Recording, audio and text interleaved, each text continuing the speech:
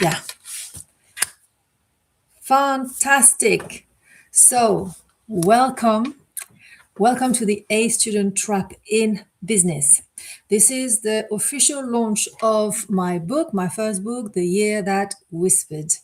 And today we're going to talk about a few things. First of all, I would like to introduce you to the 4 learning stances. And then we will look into how you can understand, how you can assess whether you are in a healthy business learning room or a not so healthy one. And last but not least, I will introduce you to a distinction that's very important that many people get confused about or get wrong, but that is key for your business growth. Before I go there. Oops, sorry, there's a mosquito.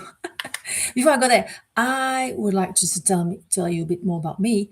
My name is Delia, and I work with female solopreneurs. For the past 7 years, I've worked with over 80 female solopreneurs, to be more specific, and I've helped them put their life back into the center of everything they do, so that they get their time and energy back, both at work and outside of work, and so they enjoy the whole process and the freedom that goes with it, because that's the reason number one they started the business in the first place, isn't it? Now, today we are live, and at the end of the live, I will take your questions. So please type them in the chat if you have any, and then I'll reply to that. Now, as I was saying, the book, my first book, The Year That Whispered, is officially launching today. And so, if you want to understand how I wrote this book in a couple of afternoons with no intention to write a book at the end of 2025, then you can check that out in the playlist, in the first video on the playlist that should appear on the channel. Now, I also tell the story in the book too, and I will drop the link at the in the chat at some point, so you can take a look. Now, last year was a very difficult year for me. It felt like a utter failure, if I'm honest, and I learned so much, so many lessons. I learned from that year, and all these lessons, all these stories, all these reflections became the book that we are launching today. But these lessons, these stories are not only mine, they are a reflection, they resonate, they echo with the stories, the reflection of so many of my clients and so many women in business. And that's the reason why I wrote the book in the first place, so that anyone who's going through that or who's been through that doesn't feel alone anymore, and is encouraged to reflect about what happened. So as I was saying, last year I made so many mistakes, and one of them was that I fell into the A student trap in business. Let me tell you what happened. I forced myself to implement a framework to a T. And I launched, and I launched, and I launched. And the more I launched, the more it felt off. But I ignored the feeling and I kept pushing. Why? Well, because I had already committed publicly and with myself. All the dates were out there, my clients knew about it, and there was no way I was not going to pursue that route and avenue. But at some point, I had to stop and reflect. What? Oh, welcome back, Louise. I had to stop and reflect, and just ask myself, why did I insist for so long? Why was I pushing, launching, implementing this business framework to a T for so long, even though it felt off? And this is when I realized I had fallen into the A student trap in business. Now, in a nutshell, what is that about? The A student trap in business. This is where we learn as if we knew nothing, as if we are starting from scratch, as if we are an empty bucket to be filled, yeah, with knowledge. And this is where we try and implement to a T a business framework that we don't even dare tweaking. But the most painful realization for me, on top of all of these issues that I've just mentioned, was that I realized I had been seeking for the trainer's approval. Oh, hello, Yvette. Way to go. Yeah. And I had been seeking for the trainer's validation all this year. Oh my goodness, that was a painful realization. I didn't like to take that look in the mirror. And this is when I realized, gosh, I've been taking business as if it was school or uni, as if I was a fresher, taking everything for face value and just obeying. But the thing is, business is not school. Business is not university. The only validation you're seeking in business is, if we can talk about validation actually, is the one from the market. And that's outside the training room.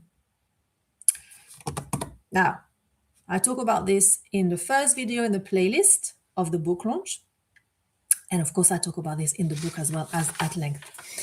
And look, at that stage, I realized, okay, I am the typical A student in business. All right. But others are behaving in a very interesting way in the training room when we are all learning about business. I could see some people actually behave just like me, and I could see others behave completely differently. And this is when I realized, oh, we all follow different patterns. We all follow different learning stances. Let me explain what I mean by that. And there are four of them, four learning stances that I've identified. The A student, typical me, until last year. The A student, they don't trust themselves. They trust the authority of the trainer. They put the trainer on a pedestal and they obey and follow to a T. Then we have the rebel. The rebel, they don't trust others, as opposed to the A student who trusts everyone else but themselves. The rebel doesn't trust others and they're emotionally guarded. They can't really learn. They protect and reject. Then we have the alchemist. The alchemist is a total different beast. They trust themselves and they trust others. So they are open to learning. They want to learn, but they won't abandon themselves in the process. They learn from alignment and they treat learning material and learning experience a bit like a buffet, like, oh, I like that. Oh, that's going to work very well in that specific area of my business. This, not so sure. That, for later. This, no way. So, and they have a very nuanced approach like that. And finally, we have the dabbler. The dabbler is a very interesting one. They dip their toes in the learning. They learn quite a fair bit, but then they drift. They do not implement. And they go back on track. They learn back again. But it's discouraging. So either they get stuck in that cycle or they give up all the way.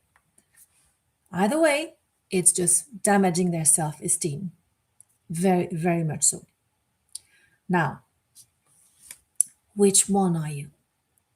Are you the A student, obeying and implementing to a T? Are you the rebel, rejecting everything? Are you the alchemist, treating everything like a buffet and trusting yourself and trusting others that everything is fine? Or are you the dabbler? You don't have to say in the chat if you don't want to. That's okay. But just take a moment to observe yourself. And maybe you've moved from one to the other, or maybe you're a mix of a few. That's also possible. And for me, I have to tell you, I am so grateful that I went through all of these experience, even though last year, as I said at the beginning, was painful and felt like utter failure until I transformed it into lessons, stories, and the book, The Year That Whispered. And I'm grateful for the whole experience because it allowed me to do a few things. It allowed me to see myself as the A student and move and shift to the alchemist. And that also allowed me to create my own learning stance framework. So now I've got my own methodology on how I approach business training so that I alchemize everything. And I've got that covered on the first video, the soft launch of the playlist called the book launch playlist, if you want to check that out. Now, the thing is, now that you've decided, let's say you decide to be, I'm going to be the alchemist from now on. I'm going to trust myself. I'm going to trust others. I'm going to treat everything as a buffet. Fantastic. But that's half of the job done. That's half of the equation. The other half has to be, depends, if you want, on the training room itself. Now, what do I mean? Well, the training room is a key element of your learning in business. But the thing is, not all training rooms are healthy in business. And I hate to break it to you, to bring it to you, but someone has to tell you. So it's going to be me today. Let me explain what I mean by that and the key distinction. The key distinction is very, very easy, is either toxic learning environment in business or healthy one. Now, what does a toxic learning environment in business look like? Well, more specifically, what do they make you do? They make you shrink as the mental expands. They make you hesitate to express discernment, nuance, or questions. You're like, oh my God, maybe I shouldn't ask such a question. They force you to adopt the framework in full with no tweak. Basically, their way becomes the only way. And slowly but surely, you start to feel like you are the problem and they are right and they are their only fix.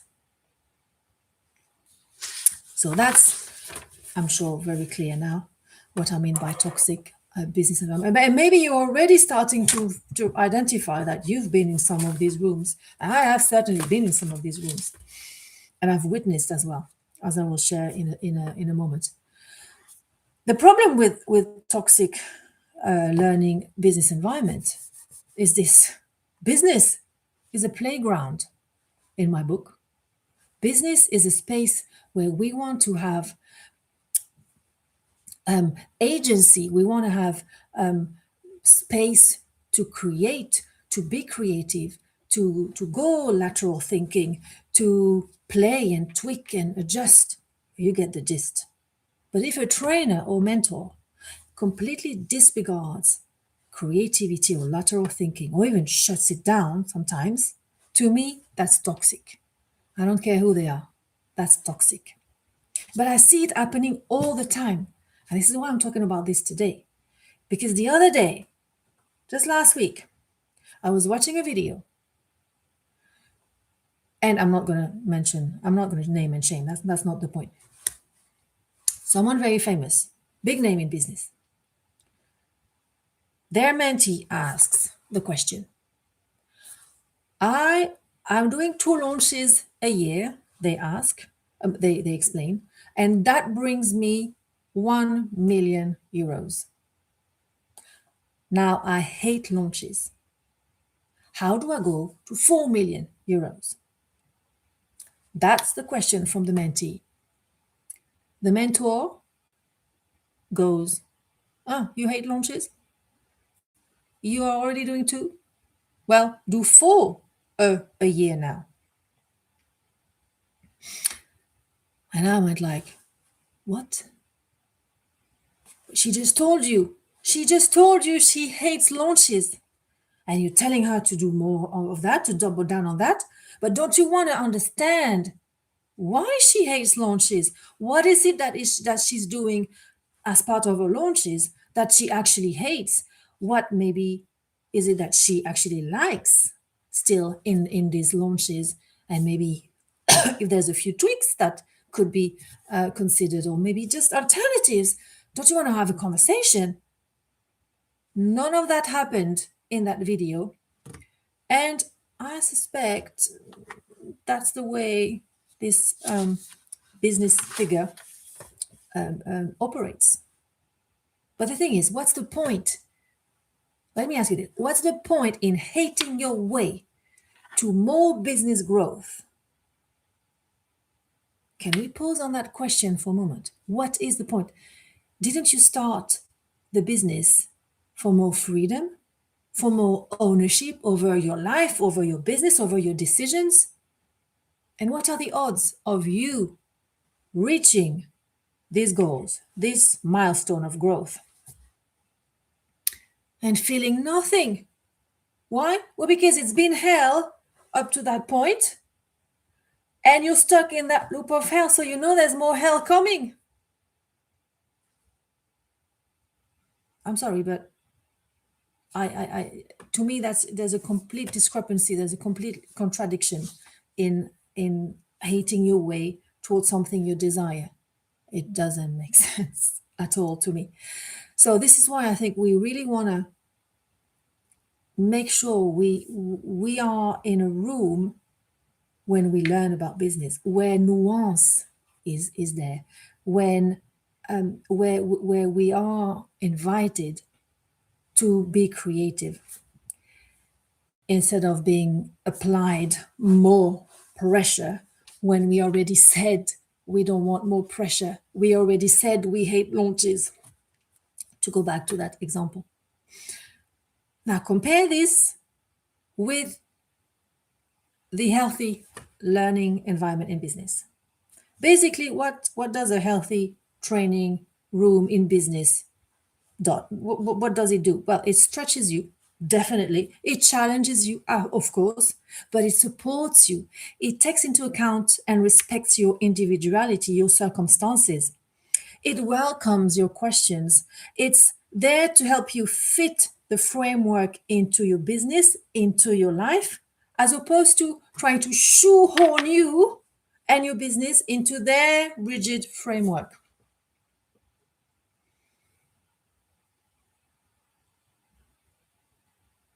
They will never lead you. They will never force you to abandon yourself for the sake of your business growth.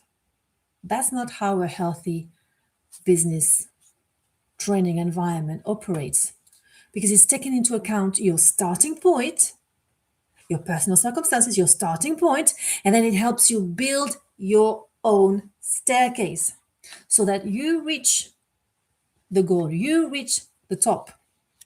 And believe me, I had to learn that the hard way last year, because last year I found myself completely stuck for weeks, if not months, probably months, trying to implement to a T a methodology with a framework, with a goal to reach. And that made me, each time I thought about this, that made me feel like I was down in the valley, looking up the mountain, and I was supposed to get up there to the summit in one giant leap. And I couldn't figure out a way to do that. I was like, this is never, how can I do that? And I got stuck for weeks trying to figure out, well, I don't know how to do it, but if they tell me so, they know better, the A student. So I should do it. Yeah, but still, I don't know how to do it. And I don't even know if I've got the energy to do it. Ding, ding, ding, ding, do it, don't do it, do it, don't do it. I was stuck. So much so that it became another chapter of the book, because this was such a pivotal moment for me to understand that you can tweak the framework. Duh. Anyway, you live and learn. But at this point, I can see your reply, Louis. Sorry, I missed that you're a mix. Yeah, good, good, good. Very good to identify. But at this point, going back to my point, you might be thinking, well, okay, that's all well and good, Delia, but actually, I need to be pushed. I need to be challenged. And maybe I am making excuses. And maybe I am scared of growth. And I'm like, I'm with you. I'm with you. I know what you mean. You want to be challenged. You want to grow. And we all need that. We all need that so that we can grow ourselves and the business, of course, because when we grow, the business grows. There's no secret to that. And the thing is, we all have fears. We all tell ourselves stories of how we can't do something, how we should do things that we don't want to do. Everyone's been there at some point. So, how do you solve this? How do you solve this? Well, you solve this by understanding a very important distinction that lots of people get wrong, that throws people off and brings so much confusion into their mind. And that distinction, what is it? It's distinguishing between your ego and your intuition. Let me explain. And before I go into the distinction itself, why do you want to do it? Why do you want to be clear on whether it's your ego or your intuition? Whether it's your ego reacting in the training room or whether it's your intuition guiding you. Because if you don't know how to distinguish one from the other, this will tilt the balance between growth or stagnation. It is that in your business. It is that important. Now, at this stage, I need to talk about this little voice. Sorry, the little voice within. This is going. Stay with me. It's going to be super clear in a second. The little voice within that we all have. We've all been fitted with that one.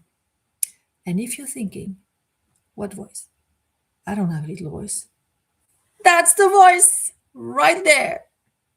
Yeah? You with me? I tell you, everyone's been fitted with that. Now, this voice can be loud or can be a whisper.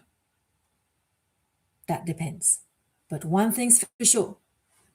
Actually, it's not one voice, it's two. Now, what is stage? I don't want you to think, gosh, I'm mad. No, you're not. Or if you are, then everyone is. So it's fine. It's fine.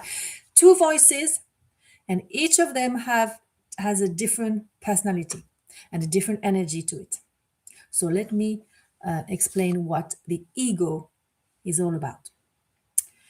The ego basically says, don't stand out, don't take risks, don't try anything new, just stay where you are, where you're safe. The ego wants to keep you safe. The problem with the ego is that the ego confuses safety with keeping you small. So basically, the ego keeps you stuck and small, pulls you back into what's familiar to you, into what you've always been doing. And that keeps you stuck, and that keeps you suffocating. And even if what's familiar is suffocating you, the ego will want you to stay there, stay put. The energy of the ego is downwards. It's not upwards. It's really downwards. And it's basically building a mental prison around you that tells you you can't do anything, in a nutshell. And it's actually quite close from the energy of shame, if that if that helps you identify it a bit more. Now, contrast that with the intuition and the way I'm going to describe it. The intuition has a total different energy to it. And the intuition has two jobs. The first one, I'll go over it very briefly. That's not something we're going to look into today, but I just want you to know that it's there. We'll look into the second job more at length today. Now, the first job of the intuition is this: to guide you towards your own path, towards what is true and what is right for you. Is there to reveal the way for you. Is that little voice that goes, there, there, you go there. It doesn't explain, it doesn't justify, it just points the way. And deep down, you feel scared, but excited too, and intrigued, and oh my God, yeah. So that's the job number one of your intuition. Job number two of your intuition is to protect that path, to protect what's true for you, to protect you and prevent you from going the wrong path. If that makes sense? So that then you can go and stay on the right path for you. There's one unique path for each and every one of us. Anyway, going back to intuition. Think of it that way. The intuition has the energy of your dignity. It leans towards your dignity, wisdom.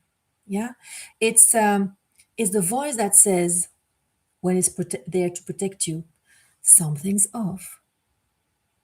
Something's off. Can we pause? Can we pay attention? Because this is not you. That is not right for you. You deserve something different. You deserve better. Now, whether we listen to that voice or not, that's a whole different story. And that's probably going to be a whole different video, because that's the next challenge. But first, we identify the ego and we distinguish it from the intuition. Now, if we apply this framework, this way of thinking of ego and intuition, if we apply that to the business training now, the business training room, sorry. I've got two scenarios for you. Scenario one, you're in the business training room, the mentor or trainer goes, more people need to know about what you do. Here are different ways you can do that. Your intuition is going to go, interesting. All right, I can see this, I can see that. This, I'm not too sure. That, okay. So the intuition is gonna look at everything. Okay. Your ego, on the contrary, is gonna go, no way. People won't care. I can't go visible.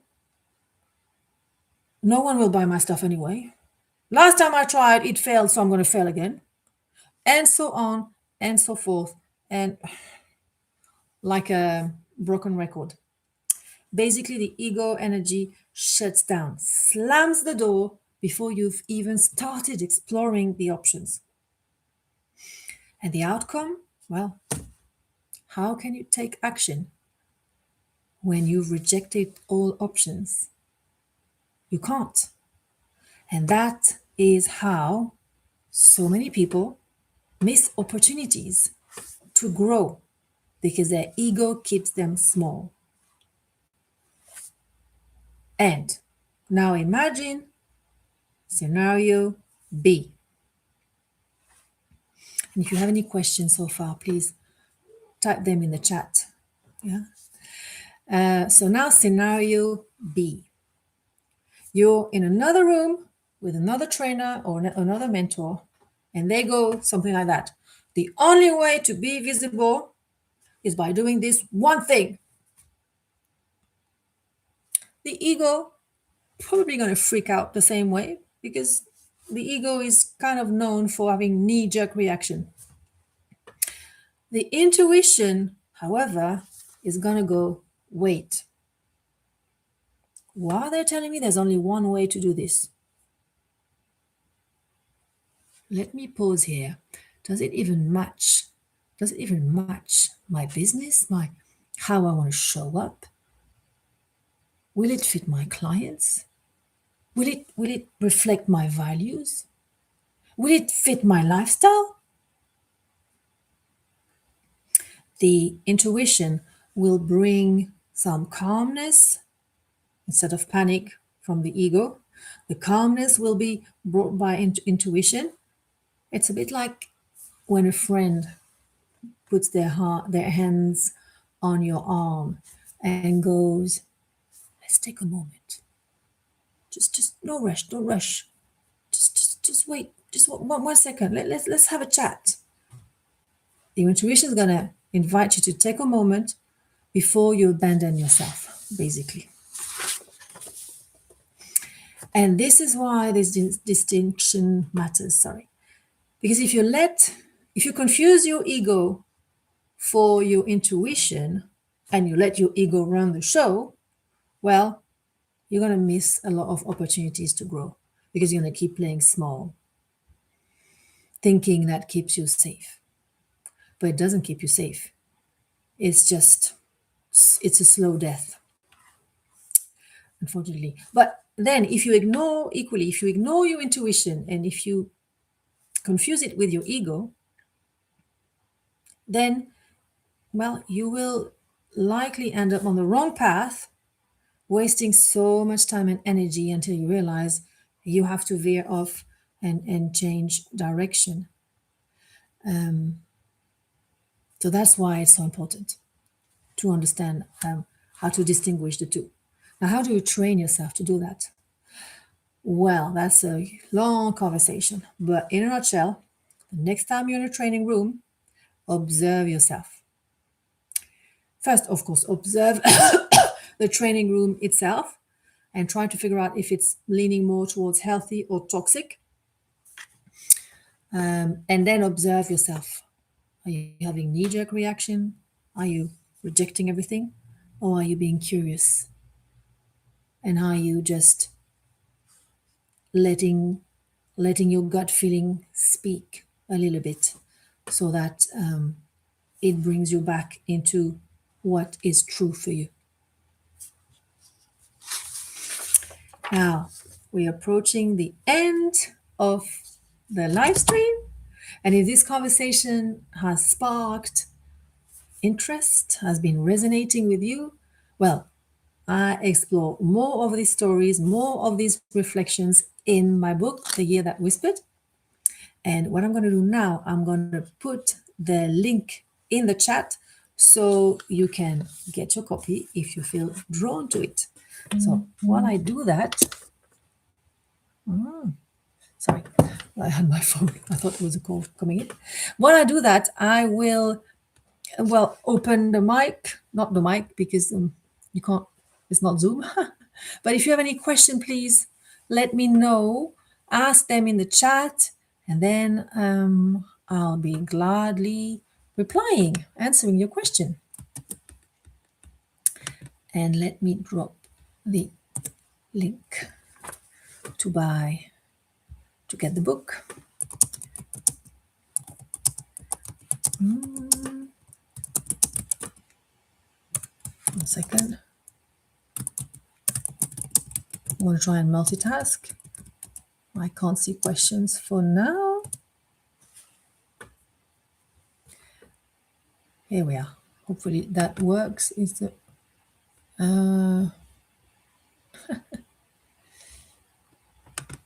let me see. Yeah, that's the right link. I always double check. Questions, remarks, comments. It's a lot to take in. Yeah. Yes, please feel free to watch again, by all means, and get back to me with your questions. But it is a very important distinction that we wanna make, because I've had so many clients tell me, how do I distinguish my ego from my intuition? And then I realized it is particularly important to be able to do that as we learn in business, to grow our business, because the stakes are high. The stakes are high, not only for our business growth, but for our own health, for our own lifestyle, for the freedom we aspire to as we grow the business. And that's the reason, number one, people start a business, to be free. So that becomes a very important distinction to be able to make as we evolve and we grow our business. Any question? Any more question or comment? Yeah. Thank you, Louise. Any more comment or question that you have? Or maybe you've missed a few things and you'd like me to go over it again? You're welcome, Louise. Thank you so much for being there with me on the call. And well, I'm going to give it another minute also. I know there is a bit of a lag, probably. So even though we are not that far away from each other. But yes, I was saying that so many people get confused. And actually, it's, you know what? What's also very important, it links back to trust. How much do you trust yourself for knowing, for deciding, you know what, I'm off, I'm leaving. When something feels off, and you don't trust yourself, we've all been there, disregarding or ignoring our intuition. And then in hindsight, I knew it. Why did I pursue this route? We've all been there. So I think at some point, considering the stakes, what are the stakes? What the stakes are, sorry, in business, it's a good idea to learn how to spot your intuition when it's trying to tell you, hey, something, one thing or two that are very important, always important. All righty. So I think we're going to call it today. And thank you, everyone. And I'll see you in the next one.